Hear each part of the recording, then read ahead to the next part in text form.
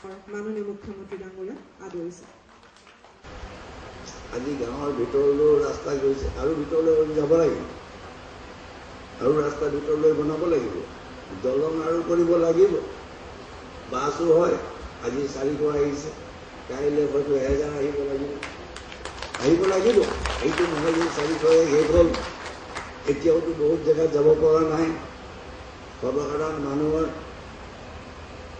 আমি ৰোড ছেফটিও চাব লাগিব, আমি সেইটোৰ ওপৰতো গুৰুত্ব দিব লাগিব। ৰোড ছেফটিৰ ওপৰতো, কাৰণ যেতিয়াই যান বাহন বেছি হয় তেতিয়া এক্সিডেণ্টো বেছি হৈছে।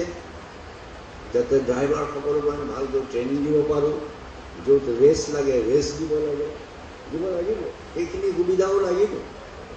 কাৰণ চলাই পেলাই তেওঁলোকক যদি ৰেষ্ট ল'ব নালাগে এক্সিডেণ্ট হোৱাটো স্বাভাৱিক।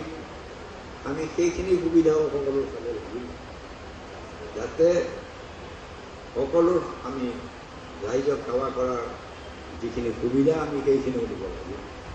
আজি আমাৰ চৰকাৰে এইবোৰৰ কাৰণে আমি সকলো আজি আগবাঢ়ি আহিছোঁ।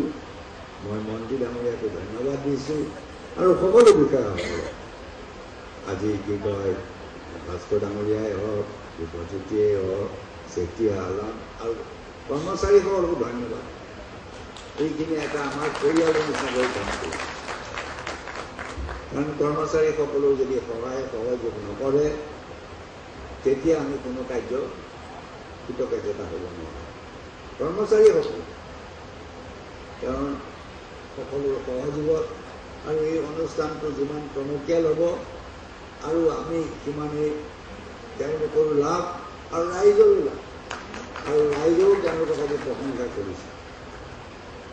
আজি ট্ৰান্সপৰ্টক আজি ৰাইজে প্ৰশংসা কৰিছে আৰু আমিও গৌৰৱ কৰোঁ যে অসমৰ নিচিনা এখন প্ৰদেশত আমি এনে এটা সুন্দৰ ট্ৰান্সপৰ্ট ডিপাৰ্টমেণ্টটো বহু ৰাজ্যৰ তুলনাৰ লগত যদি আমি কওঁ, আমি বেষ্ট বুলি নকওঁ, আমাৰ কিন্তু ট্ৰান্সপৰ্ট ডিপাৰ্টমেণ্টটো ভাৰতবৰ্ষৰ ভাল ভাল ৰাজ্যৰ ভিতৰত আমাৰ, মই বেষ্ট বুলি কোৱা নাই, 1 নম্বৰ 2 নম্বৰ 3 নম্বৰ, কিন্তু আমাৰো পৰিবহণ বিভাগটো সা সুবিধা যদি চাই আপোনাসকলে বহুত ৰাজ্যৰ তুলনাত আমাৰ সেৱা ভাল হৈছে।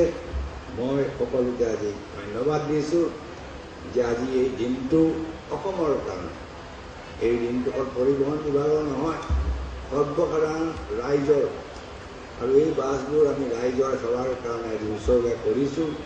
আৰু আমিও আজি দৃঢ় সংকল্প হৈছোঁ যাতে পৰিবহণৰ যোগেহে অসমৰ অৰ্থনৈতিক উন্নয়ন সম্ভৱ হ'ব।